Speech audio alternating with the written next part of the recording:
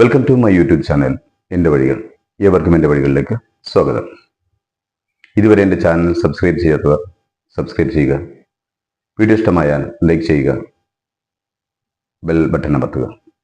പുതിയ വെടിനിർത്തൽ കരാർ ഇസ്രായേൽ തള്ളിക്കളയുമ്പോൾ ഹമാസിൻ്റെ മീഡിയ സ്പോക്സ്മാൻ പറയുന്നത് ഇപ്രകാരമാണ്: പുതിയ നിർദ്ദേശത്തോടുള്ള ഞങ്ങളുടെ സ്വീകാര്യത ഞങ്ങൾ സ്വന്തം ജനതയുടെ സുരക്ഷിതത്വത്തിന് വേണ്ടി അല്പം മെരുങ്ങിത്തരുന്നു എന്നുള്ളതാണ്.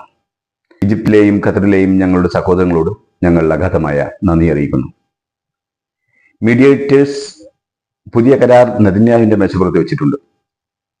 ബോൾ നെതന്യാഹുവിന്റെ കോർട്ടിലാണ്. എന്ത് ചെയ്യണമെന്ന് തീരുമാനിക്കേണ്ടത് നെതന്യാഹുവാണ്. ഈ നിർദ്ദേശങ്ങൾക്കപ്പുറത്തേക്ക് ഒരു വിട്ടുവീഴ്ചയ്ക്കും ഞങ്ങൾ തയ്യാറല്ല. ഇതാണ് ഹമാസിന്റെ വാക്കുകൾ. ഹമാസ് വെടിനിർത്തൽ കരാർ അംഗീകരിച്ചപ്പോൾ ഇസ്രായേൽ ചൂടുമാറ്റാൻ തുടങ്ങുന്നു.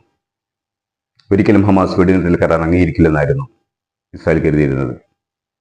അതുവരെ ഹമാസിനെ കുറ്റം പറഞ്ഞ ഇസ്രായേൽ വെടിനിർത്തൽ കരാർ അംഗീകരിക്കാതെ ലോകരാജ്യങ്ങൾക്ക് മുമ്പിൽ വലിയ ചോദ്യമായി നിൽക്കുകയാണ്. ഇപ്പോൾ നെതന്യാഹു പറയുന്നത് ഞങ്ങളുടെ സൈന്യം റഫേലിലേക്ക് cross ചെയ്തുകൊണ്ടിരിക്കുകയാണെന്നാണ്.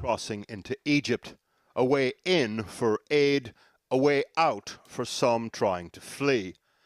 Now deserted, apart from Israeli tanks and giant flags. The IDF say they are now in full operational control on this side of the crossing and that they had targeted, quote, terrorist infrastructure, including tunnels. ഹമാസിന്റെ അവസാന പോരാളിയും ഇല്ലാതാവുന്നതുവരെ ഹമാസിന്റെ കൈകളിൽ ഗസയുടെ നിയന്ത്രണം ലഭിക്കാതിരിക്കാൻ ഞങ്ങൾക്ക് ഗസയെ ആക്രമിച്ചേ പറ്റുമെന്നാണ് നെതന്യാഹുവിന്റെ ഭാഷ്യം.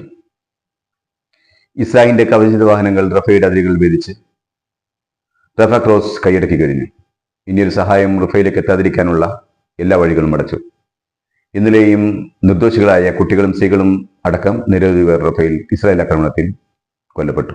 ലോകത്തിടനീളം ഇസ്രായേലിനെതിരെയുള്ള വിദ്യാർത്ഥി പ്രക്ഷോഭങ്ങൾ ശക്തി പ്രാപിച്ചു വരുന്നു.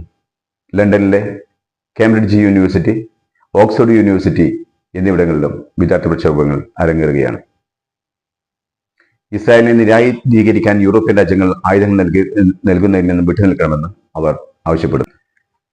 യുദ്ധം അവസാനിക്കും വരെ അനിശ്ചിതകാല സമരവുമായി ഞങ്ങൾ ഈ ക്യാമ്പുകൾ തുടരുമെന്നാണ് വിദ്യാർത്ഥികൾ പറയുന്നത്.